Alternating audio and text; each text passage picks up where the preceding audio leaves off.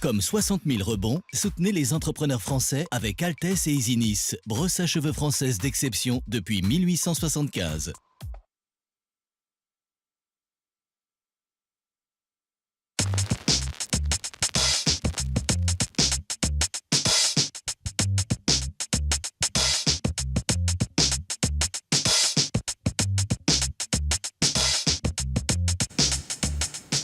Bienvenue pour cette 4e émission de 60 000 rebonds consacrée ce mois-ci au bien-être des dirigeants d'entreprise et des entrepreneurs. En ce mois de janvier, quoi de plus naturel d'échanger autour des bonnes résolutions de cette nouvelle année? Justement, le bien-être des collaborateurs et plus spécifiquement des dirigeants d'entreprise et des entrepreneurs, est-ce possible ou est-ce une notion utopique? Pour répondre à cette question et bien d'autres, nos deux invités du jour, Bernard Glob, bonjour. Bonjour. Vous êtes coach et entrepreneur, vous dirigez l'entreprise Temps Gagnant. Et Marc Fernandez, bonjour. Bonjour. Vous êtes entrepreneur en rebond et vous, au sein de l'association accompagné par l'association depuis 2016. Absolument, c'est ça. Alors Bernard, je me tourne vers vous sur cette fameuse notion du bien-être. Qu'est-ce que cela signifie réellement? Est-ce que c'est le Graal que tout le monde recherche ou bien est-ce qu'on peut mettre des clés, on peut l'expliquer, ce bien-être des dirigeants? Avant de vous répondre directement sur le bien-être, simplement dire que les dirigeants que nous accompagnons au sein de 60 000 rebonds ont complètement perdu leur bien-être. Et peut-être parce qu'ils se sont trop focalisés sur l'activité de leur entreprise et n'ont pas tout à fait pris le temps de regarder ailleurs. Et en fait, le bien-être, oui, c'est possible, mais c'est d'abord être bien dans son travail et puis c'est aussi ne jamais négliger la relation aux autres. Alors, est-ce que justement, le fait d'être bien dans son travail, des fois on est un peu trop dans son travail, et là je me tourne vers vous, Marc, en tant qu'entrepreneur, oui. Vous avez sûrement dû connaître ça. Absolument, oui. Est-ce que le fait d'être tellement pris par son entreprise, le quotidien, et puis tout ce qu'il y a à faire, qu'on en néglige le bien-être? On le néglige pour soi-même, puisqu'on pense plus à son personnel. Moi, pour ma part, c'était mon personnel, il fallait qu'il soit bien. Je travaillais aussi en famille, donc pour moi, c'était ma famille, c'était mon entreprise. L'un est avec l'autre pour vous. Voilà, pour moi, c'était un ensemble. Et puis après, il y a eu différents problèmes qu'un chef d'entreprise rencontre dans sa vie de chef d'entreprise. Et pour moi, c'est toujours été la partie famille qui m'a permis de me ressourcer et de retrouver ce bien-être qui était, on va dire, un jour le dimanche. Alors le bien-être, est-ce que vous le considérez comme un peu, je ne sais pas, de l'énergie positive, c'est-à-dire on réussit à ne pas rester dans le quotidien, on réussit à prendre du recul, on réussit à parler d'autre chose? C'est ce que la famille vous apporte? Ah oui, absolument. C'est surtout le fait de parler d'autre chose. Puisque je travaillais en famille, il y avait mon épouse, il y avait mon fils. Et donc, il est bien évident que du matin au soir, c'était l'entreprise. Et on arrivait avec mon épouse le dimanche à ne parler d'autre chose, à parler de... À faire d'autres choses également. Et faire d'autres choses aussi. Mais c'était d'aller se promener, faire de la randonnée, de parler d'autres personnes, d'autres choses, de l'actualité, et de faire des petites choses ensemble, quoi. Est-ce que vous obligiez du coup en famille à traiter d'autres sujets et pas revenir? Il y a beaucoup d'entreprises qui sont familiales, où finalement on continue le soir, le week-end à parler de l'entreprise. Est-ce que vous mettiez un petit temps de recul pour vous obliger à parler d'autres choses et faire d'autres choses? Moi, non. Non, c'était naturel. Moi, c'était et nécessaire. Nécessaire. J'avais besoin de parler aussi de l'entreprise avec mon épouse et comme je vous disais, le week-end, c'était le dimanche. Votre moment à vous. Voilà, notre petit moment à nous. Alors Bernard, en fonction effectivement du temps, cette notion du temps que l'on a dans le bien-être, on a l'impression que l'on court tout le temps, on est ultra connecté maintenant. Comment on fait et quelles sont les clés du bien-être? C'est quoi pour vous finalement? En fait, c'est bien là le problème, c'est que comme on est ultra connecté, on rentre dans un monde de l'immédiateté permanente, un rythme effréné, et cette accélération du temps bouscule en fait toute cette qualité des relations dont je parlais il y a quelques minutes. Et l'idée ici, c'est de reprendre un petit peu la main sur comment vivre son temps, autant à travers le travail dans l'entreprise qu'à travers tous les autres temps que chaque dirigeant peut prendre dans sa vie personnelle, dans sa vie sociale, dans sa vie sociétale. Et c'est simplement là la base en définitive. Et donc si je comprends bien, vous êtes plutôt sur aussi le fait de dire qu'il faut reconsidérer son temps.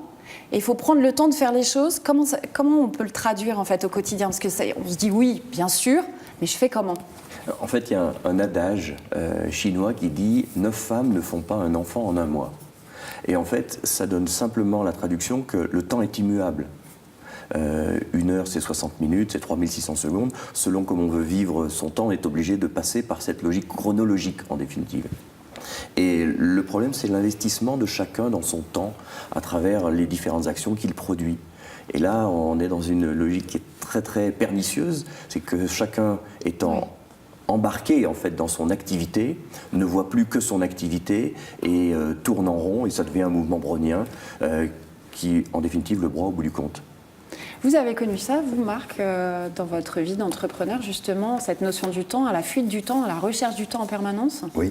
Oui, dans le sens où quand j'étais chef d'entreprise, j'avais la tête dans le guidon, j'avais des responsabilités, puisque j'avais des personnes qui avaient des familles, et mon seul souci, c'était pour ma part, d'apporter des affaires à l'entreprise pour la pérennité de l'entreprise. Le chiffre d'affaires, la course au chiffre d'affaires et à tout le reste. Donc le temps, je ne me le consacrais pas pour moi, c'était uniquement pour l'entreprise. Est-ce qu'il y a des clés de succès? Est-ce qu'il y a des actions opérationnelles que l'on peut faire au quotidien pour éviter de subir le temps, finalement? Parce qu'on est demandé de toutes parts aussi. Les journées sont, on vient de le dire, ultra connectées, c'est certain. On a l'impression des fois, on passe du temps à faire certaines choses. Mais est-ce que c'est le cas? Ou est-ce que vous avez des conseils à apporter? Je dirais presque 3 petites choses. La première, ce serait simplement reprendre la main sur son agenda et plus laisser dicter le temps par les autres, ne plus subir le temps en fait qu'imposent les autres. Et les autres, le système est vaste à ce niveau-là. Surtout les autres. Oui, surtout les autres, oui, c'est ça. La deuxième chose, ça serait savoir faire des choix. Et dans savoir faire des choix, on est souvent dans la logique de savoir choisir, c'est renoncer. Mais en fait, d'en choisir, il y a aller dans le sens qui nous intéresse, c'est-à-dire positivons sur le choix, la décision que nous avons prise. Donc ça serait déjà un deuxième point, c'est accepter cette décision que nous choisissons. Et puis la troisième, ça serait simplement prendre de la hauteur et avoir une capacité à dire non, on va dire un peu plus régulièrement, face à toutes les addictions, face à toutes les tentations de notre société que nous avons partout. Et comment cela se traduit-il dans le quotidien d'une entreprise, en fait? C'est des temps consacrés, on le voit souvent maintenant, des temps consacrés au sport, au bien-être, de façon générale, ça peut être les micro-siestes, on voit tout un tas de choses, justement, d'actions.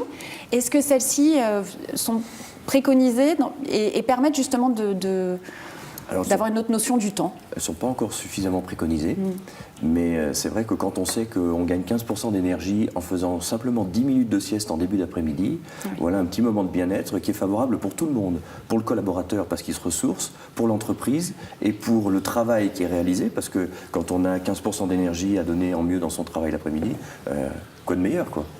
Le sport aussi? Le sport aussi, oui. Il faut véritablement prendre le temps de s'oxygéner le cerveau et arrêter de se laisser dans une collision permanente de prise de décision, d'opportunités, de priorités multiples pour lesquelles à un moment donné on ne sait même plus lesquelles choisir.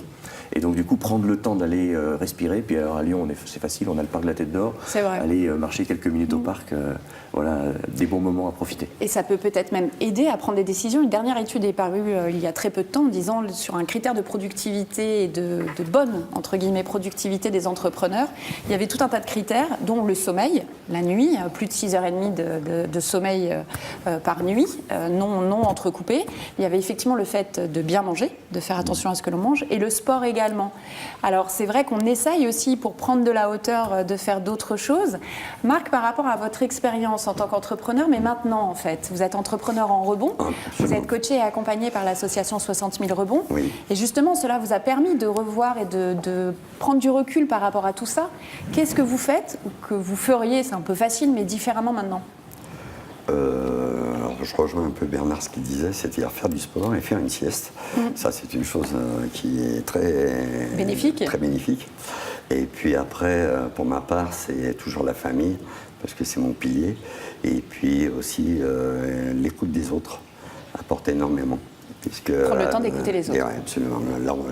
60 000 rebonds m'a permis de rebondir, hein, puisque quand je suis rentré dans l'association, j'étais un chef d'entreprise qui était au plus bas. Et par la bienveillance de 60 000 rebonds, des coachs, des parrains, le fait j'avais perdu cette notion de l'amitié, des gens, enfin tout ça, puisque j'étais au plus bas. Et ça m'a permis aussi de reprendre confiance en moi-même et d'avoir aussi un regard sur les autres qui n'est, c'est pas parce qu'aujourd'hui on a un problème dans la vie que la personne est mauvaise. Au contraire,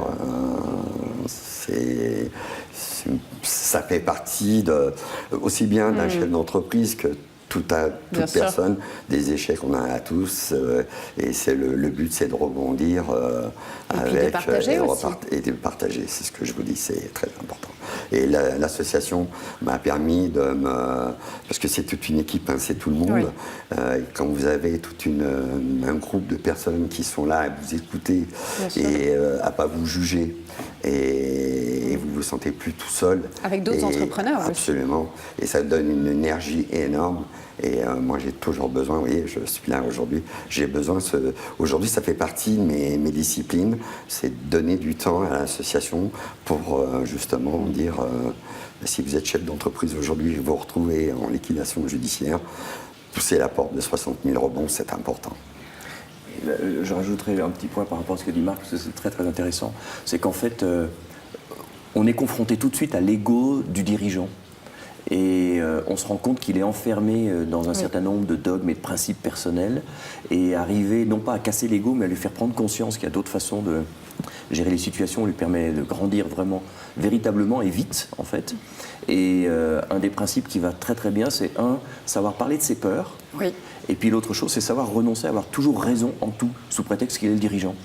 Et on a réussi, chaque coach qui intervient dans l'association réussit à faire des pas de géant pour l'ensemble des dirigeants, simplement sur la base de ces petites choses-là. C'est s'octroyer aussi peut-être du temps, et justement le caractère d'exemplarité du dirigeant qu'il a de 7h à 22h est peut-être en train de s'effriter, et au contraire, on voit aussi quelqu'un qui doit être capable de prendre soin des autres, c'est certain, mais de prendre soin de lui, parce qu'un dirigeant qui prend soin de lui, il prend également soin de son entreprise et la fait fructifier. Merci beaucoup à nos deux invités pour leur retour d'expérience et leur témoignage. Merci beaucoup Bernard et merci Marc. On vous souhaite une très bonne continuation. Merci. Et un beau rebond alors au sein de l'association.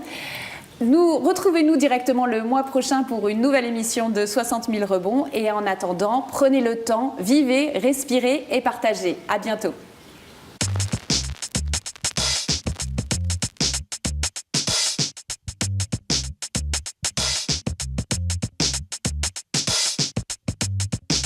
Comme 60 000 rebonds, soutenez les entrepreneurs français avec Altesse et Easynice, brosse à cheveux française d'exception depuis 1875.